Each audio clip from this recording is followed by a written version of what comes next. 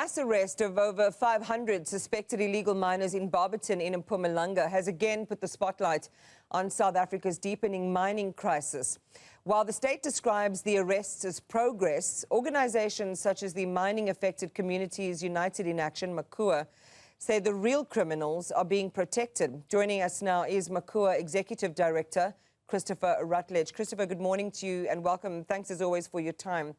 You have described the arrests in Barberton as just performative justice. And in fact, your statement says after nearly 3 years of Operation Vala Umgodi, launched in December of 2022, no high-level syndicate bosses have been arrested, no corporate directors have been charged, and no elite political or financial figures have been held accountable.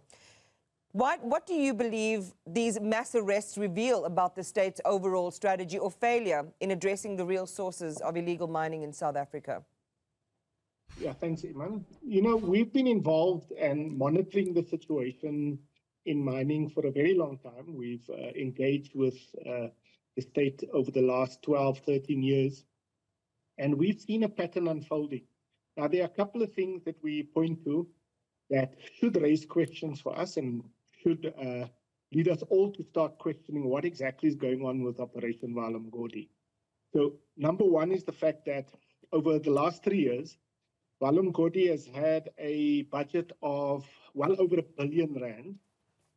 It spent hundreds of millions of that rands so far. And in all of that time, we've only seen mass arrests of poor black working men, essentially. There's been a couple of arrests, couple of kilos of gold were found, there was ammunition found, there was utensils found. So those are good things, but really it doesn't speak to the extent, the real problem of this particular form of illegal mining. Yeah. We've seen no kingpins arrested. We know, for example, that there was a case of 700 million rands worth of gemstones being illicitly exported out of the country. It was stopped at the airport. It was reported to SARS.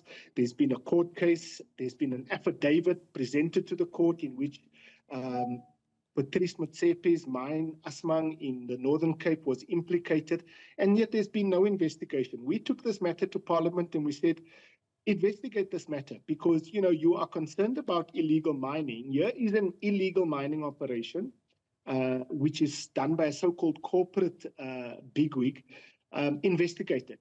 In the meeting in which our issue was discussed, the chairperson of the portfolio committee said on record, he said, no, the minister told me not to deal with this matter because how can we refer to Patrice Motsepe as a Zama?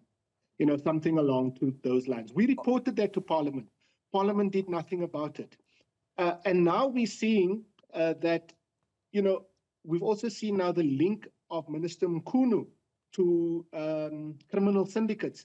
And so the question really becomes, with all of these connections, if we put these dots together, we really start to see a picture of a state that is operationalized to not really achieving justice, not really dealing with the problem of illegal mining, but creating a performance for the public to say, look, we're arresting illegal immigrants, we're stopping illegal mining, but the truth of the matter is they've really done nothing to stop the problem. They just criminalized poor black people and they've stoked the fires of xenophobia in our country while not dealing with the real criminal elements that should be targeted.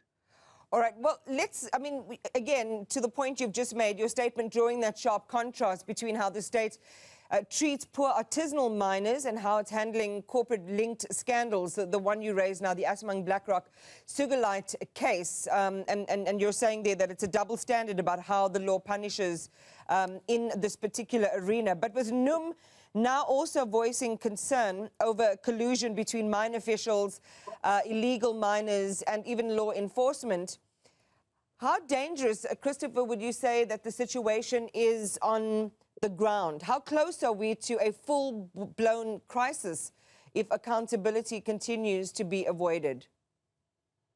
Well, Iman, here's the horror of your question is really the fact that just in January of this year, we had to retrieve over 100 bodies from Stilfontein.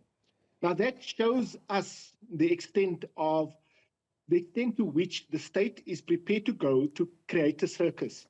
It murdered those men in Stilfontein without even one kingpin being arrested, without making one connection to a senior buyer, to anybody at the upper echelons of these syndicates. And the police themselves say they are echelons.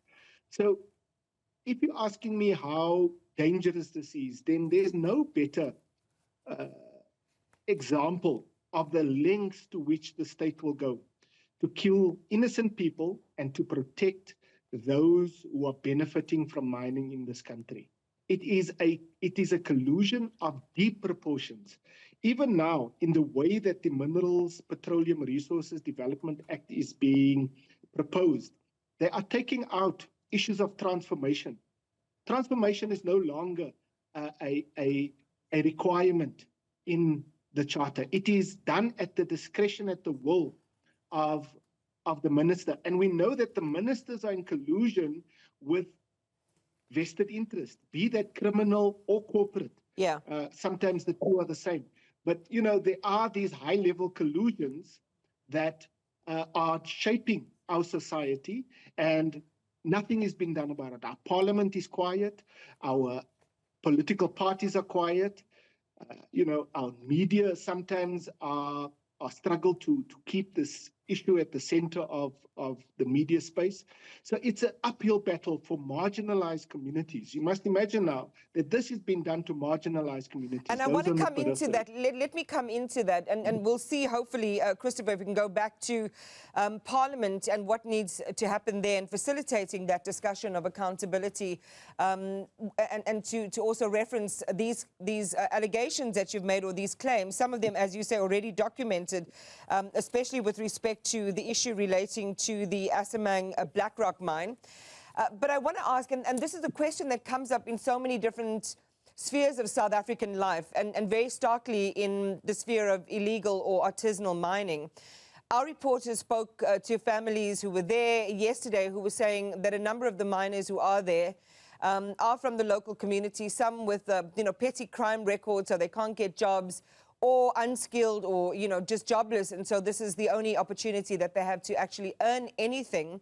It's quite a complex space, and other claims that the majority of people underground and those who've actually now resurfaced and appearing in court are undocumented foreigners.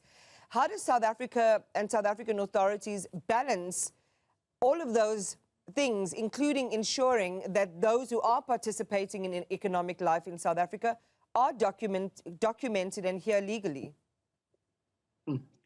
So, okay, you've touched on a couple of things there. I'm going to start with the legislative element of it. So we've been working on this question for a very long time, as I've indicated. From the first permit that was given to artisanal miners in Kimberley, we were there. We were engaging the state to say, look, there has to be a way. You cannot just criminalize people who are looking to put food on the table. You have to find a way to make pathways, economic pathways for people to broaden the economy. Because once that what they call illegal operation starts, there is an immediate benefit to the surrounding community. We've documented this, we've studied it. I was part of a research that was done by Dr. Poncho Ledwaba from Wits University, which showed that in various locations where mining operations take place, these operations build local economies. Now, imagine a situation in which we legalize that, we create pathways for people to engage in these activities, but legally so. That means that we can now start to eliminate criminal syndicates, because if the people are invested, they will identify the criminal syndicates, and the criminal syndicates will be reduced to the margins. And it will make it easier for the state to then identify them and deal with them. So the first point is we have to open up the space. We have to bring people in, communities in specifically, so that they can be part of the solutions that need to be created. Now, in Barberton, as we saw in Stilfontein, you see that the effect of shutting down that operation, as important as that is, it cannot be done to the exclusion of the lived realities of people. People need to eat. People need to survive. Now, if our state thinks that people are just surviving on love and fresh air, then they've got another thing coming. People will engage in activities that they need to engage in to put food on the table. So instead of criminalizing them for that, let's make it legal and create the pathways. The state is lying to the people when they say they have created an artisanal small-scale policy that can be implemented. We've looked at it, and the truth is, it is almost impossible for a normal community member to participate in artisanal mining the way the government wants them to. So that's crazy. And that is part of how the state uses legislation to protect the interest of corporate miners. And that is another problem. So in creating these pathways, Iman, we then start to deal with the question of undocumented immigrants. We start to deal with the question of economies, local economies being built and developed. All of these things become possible if we have a state that is willing to open up the economy instead of closing it so that only a few can benefit. We've shown that over the last 30 years, mining profits have increased by over 4,900%. Employment has dropped, poverty has increased, inequality has increased. They pay the lowest taxes of all economic sectors in the country. They pay the lowest taxes. They should be paying the most because of the devastation they leave so that the people can also benefit. But they don't. They do not share in social and labor plans. That money escapes the country and leaves to foreign shores. Our wealth gets taken away and we are left in poverty. So the whole thing is a mess. It needs to be dealt with. And the way that our state is doing it, both the parliament and the politicians and the bureaucrats, is leading us into a path of destruction, a path of conflict. And we're saying, if we don't reverse this path, then we are going to lose our society to crime and to degradation, environment degradation, criminal degradation, all of those. Well, you've mentioned one of the cases where, you again draw this line between what you're describing as in a sense, protection and not full accountability, where the facts are laid bare. And I invite our viewers to go back and look at the statement that you've released today with regard to, for example, the Assmang Black Rock mine. But there are others, I imagine, as well, that you're thinking about where there is evidence and where there seems to be the cover of silence being brought to bear, Christopher. So we'd love to have access to that as well. But I want to head towards the end of our interview with your calls for a judicial inquiry, as well as a full audit of Operation Vala Umgodi. You mentioned to our viewers at the beginning that price tag now probably north of R1 billion. What would meaningful government intervention actually look like? Not just to dismantle syndicates, but to protect the people who work in artisanal mining, the communities, and ultimately South Africa's mineral wealth? It's a complex question. There are many doors that have been closed to communities, including the doors of parliament. And so I think it needs to start there.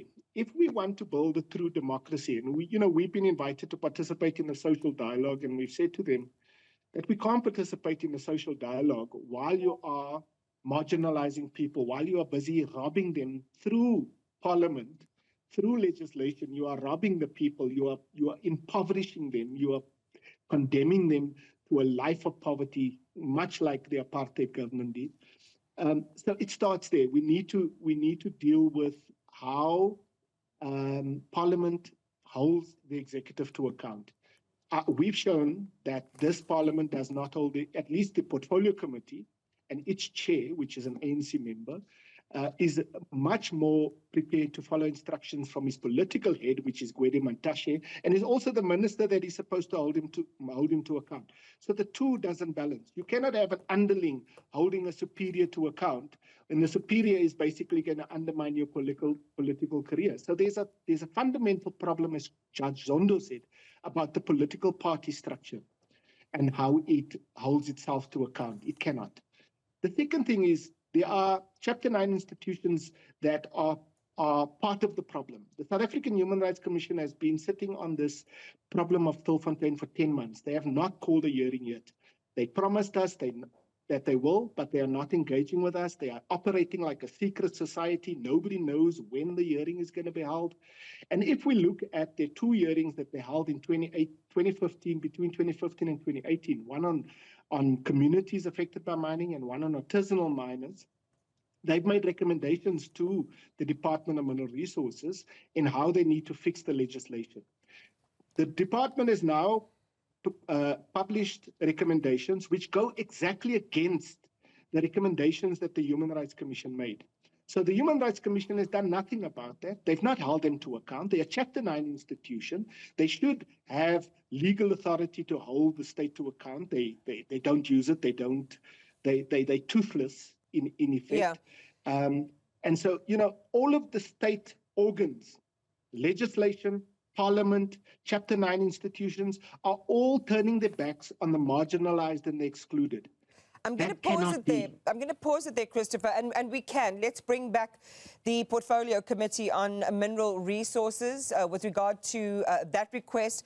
Let's get a right of reply from Asmang Blackrock Mine as well on this, and let's see where this leads us. But as you say, ultimately, government has got to do way more than it's currently doing, and you can't cite just the resurfacing of illegal miners as a victory in dealing with illegal mining in this particular case in South Africa, and dealing more constructively with the bigger issue of artisanal and small-scale miners. Christopher Rutledge is from MACUA chatting to us there